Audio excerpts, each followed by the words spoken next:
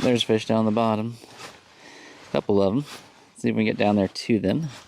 Today I'm going to talk about spring bobbers versus noodle rods, and which one might be best for your fishing situation when you're out on the ice. I'm fishing really deep today after light biting rainbow and tiger trout. So having that ability to detect those light bites at depth is really critical into converting fish. Got him. Whew, that was a good strike too. I was just watching that tip on this noodle rod. And one of the things that's great about noodle rods is, man, are they a lot of fun when you catch these trout. Whew, this is a nice fish. He sprung himself up out of that hole. There you go. Nice fish. On the noodle rod. Man, they are a lot of fun. Really easy to detect those bites because of that rod tip there. Look at that. There you go. Get him going. So being able to detect the bite is really critical to successfully converting bites into hooked fish. There are two primary ways that you can do that. You can use a noodle rod, which has a very springy tip that lets you detect the bite. Or you can use a spring bobber. And both are really effective ways to detect bites, but each has their own strengths and cons. Ooh, there's a good bite. Now, noodle rods are extremely fun to fight fish on. You can see this rod is just completely bent. But I also have to hook set a lot harder because they don't have a lot of strength in hook set because they don't have a ton of power. So because of the slow action on a noodle rod, another nice rainbow, you really have to hook set very hard to drive that hook home. Whereas with a graphite rod with a spring bobber, you have all that strength of the graphite. It helps to drive the hook home. You don't have to do as strong of a hook set to get fish. Another nice little rainbow. So for instance, with this rod here, I have a little spring bobber on the end that will help me detect the bite, but I don't have to be as concerned about driving that hook home with a really strong hook set. And so it's for that reason that even though I really thoroughly enjoy fighting a fish on a noodle rod, because a noodle rod will make any size fish feel really big, I really prefer that hook setting power of a graphite rod. You can see it bends only down to the first, maybe third, and then the rest of this is backbone. Oops, I got a fish here chasing my gear. Better pay attention. But as I was saying, you can see how this graphite rod bends down to here. So I get all the power of graphite and its fast action, but I get the benefit of that soft tip with that titanium spring bobber on the end so that I don't miss a bite. And that compares a lot differently to this noodle rod, where you can see I can bend that thing well over halfway down the length of that rod, and that's pretty common with noodle rods. Generally, I classify a noodle rod as a rod that bends greater than 50% down through the rod, and they are almost always made out of fiberglass, although you will sometimes see composite. Oop, there's another fish here.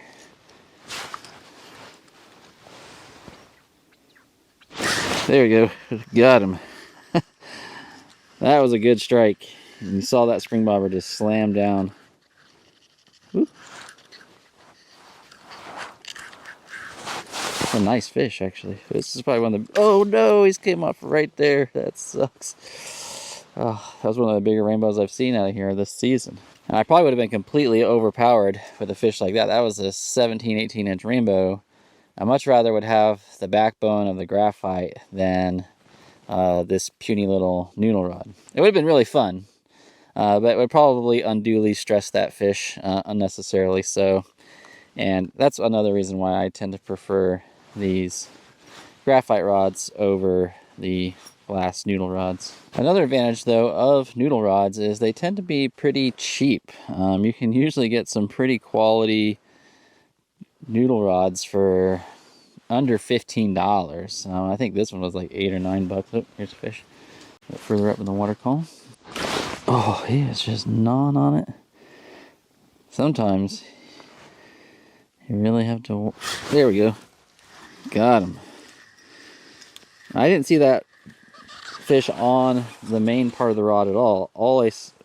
Popped off. Barbless fisheries, they're super tough. There's another fish down there, I think. I'll get down there to him.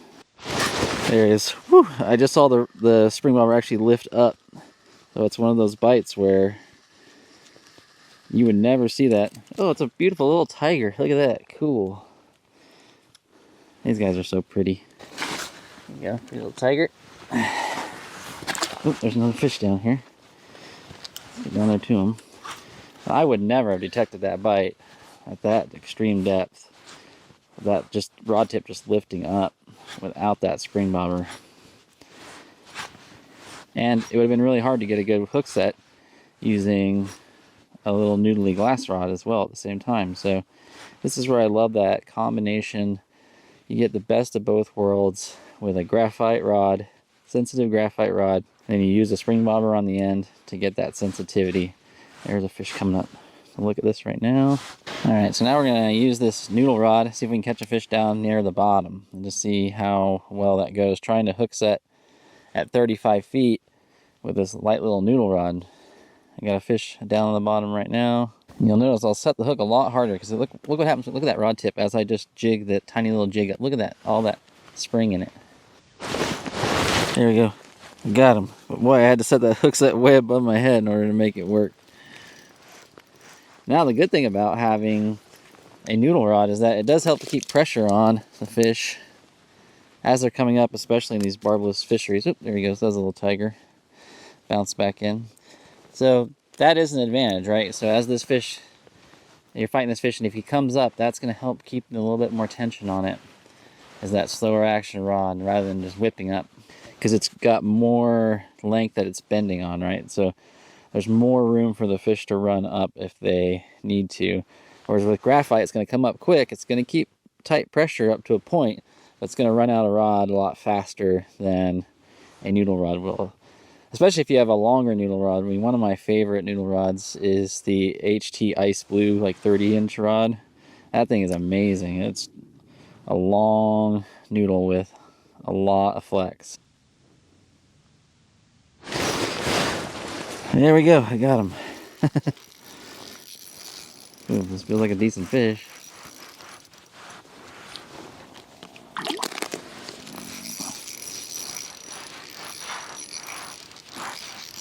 Nice rainbow. There you go. Feisty little guy. It's fun seeing that little rod completely bent over like that. It's nothing more fun than watching that little tiny rod just completely max out, and fighting a big fish on a noodle rod is a ton of fun. Oop, there's a fish. Oop, there's a fish. Got him. Whew, that was a light bite, man. Barely detected that thing. Look at that noodle rod bent over like that. It's awesome. Come flying up out of nowhere to get that thing. Pretty little rainbow. Nice. All right, that's gonna be my last fish of the day. There he goes. Ooh, turn around, buddy. There he goes. I have a lot of fun coming out here fishing with both my noodle rod and both with my graphite with a spring bobber on it. I think depending on the situation and your goals, both work really well, but it really will depend on what you want to accomplish with your rod. All right, I'll put some links to my favorite noodle rods and graphite rods with spring bobbers and aftermarket spring bobbers below. And I'll see you next time out on the ice. Just remember, fish smarter, not harder. Bye, guys.